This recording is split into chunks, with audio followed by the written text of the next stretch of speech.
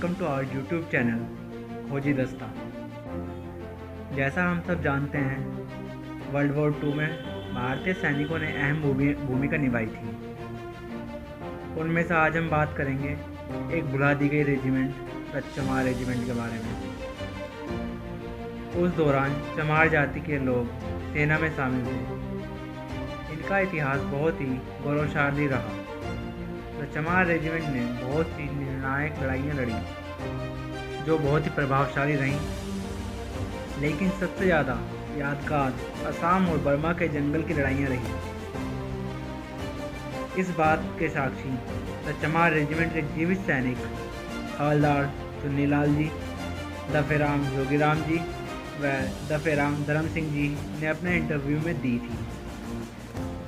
World war 2 में army की कुछ कंपनियां वर्तमान पाकिस्तान में अफगानिस्तान इराक सीमा पर तैनात थे।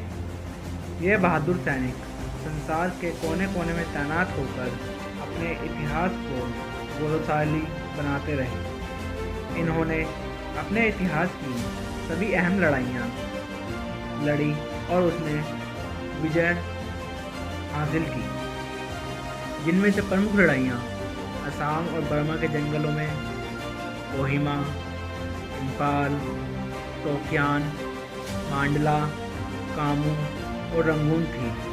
विपरीत भौगोलिक परिस्थिति होने पर भी कोहिमा, इम्फाल और रंगून के भौगोलिक क्षेत्रों में चमार रेजिमेंट लड़े। उन्हें जीवित रहने के लिए दुश्मन से भी ज़्यादा वहाँ की परिस्थितियों से लड़ना था।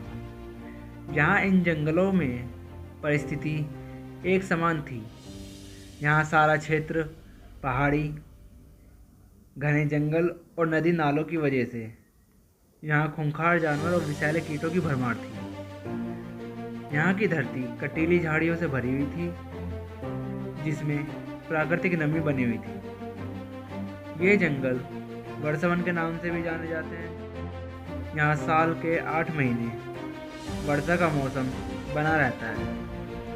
इसी से अनुमान लगाया जा सकता है कि परिस्थिति कितनी खराब थी या कितनी खराब हो सकती है। ऐसे वीरान बिहेड़ों के बीच वायुसेना को युद्ध सामग्री और खाने की सामग्री गिराने में बहुत कठिनाइयों का सामना करना पड़ रहा था। ऐसे क्षेत्रों में जंगल घने होने के कारण जंगल के बीच रास्ते बहुत ही छोटे छोटे थे। इन इलाकों में हेलीपैड भी नहीं थे। हवाई मार्ग से गिराई हुई सामग्री जो कभी कभी या तो सैनिकों से बहुत दूर गिरती थी या दुश्मन के पास गिरती थी। इन हालात में चमार रेजिमेंट को भूखा भी लड़ना पड़ा। एक बार युद्ध के दौरान राशन खत्म होने के कारण 2 दिन तक चमार रेजिमेंट बांस के छोटे छोटे पौधे खाकर लड़ती रही, क्योंकि पीछे से राशन की सप्लाई भी रुक गई थी। चमार रेजिमेंट का उत्साह जिन युद्ध क्षेत्र की ऐसी विपरीत भौगोलिक परिस्थिति हो, जहां भूखे मरने की नौबत आ गई हो, वहां सामने उस समय दुनिया की सबसे शक्तिशाली कही जाने वाली सेना थी। फिर भी चमार रेजिमेंट ने बड़ी बहादुरी से जंग लड़ी और अपने उत्साह को कम नहीं होने दिया। वह सामान्य से नहीं बल्कि असामान्य रूप से लड़ाई लड़े। इन लड़ाइयों में चमार रेजिमेंट दुश्मनों पर चीख चीख कर टूट पड़ी। इन इलाकों में सेना की कई और रेजिमेंट फेल हो गई, पर चमार रेजिमेंट यहाँ कामयाब रही।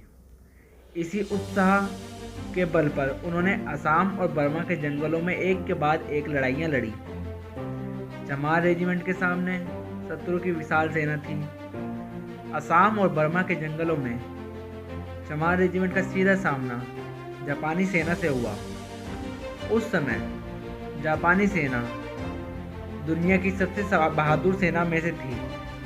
सन 1944 में जापान की सेना के अपने ऑपरेशन का स्लोगन युगो रखा गया।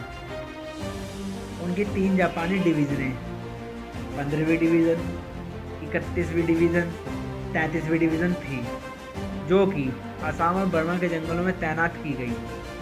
जापानी सेना ने ज़मीनी सप्लाई को बंद करने के लिए वहाँ का मुख्य मार्ग जगह जगह से तोड़ दिया, रेल यातायात रोक दिया और आसपास के एरिया में दहशत फैलाने के लिए जंगल में आग भी लगा दी। ऑपरेशन यूगो 1944 से शुरू हो गया था। जापानी सेना कितनी विशाल थी, इसका अनुमान इस बात से लगाया जा सकता है कि अकेले कोहिमा में ही उसने अपनी सेना के 12,000 सैनिकों को तैनात किया।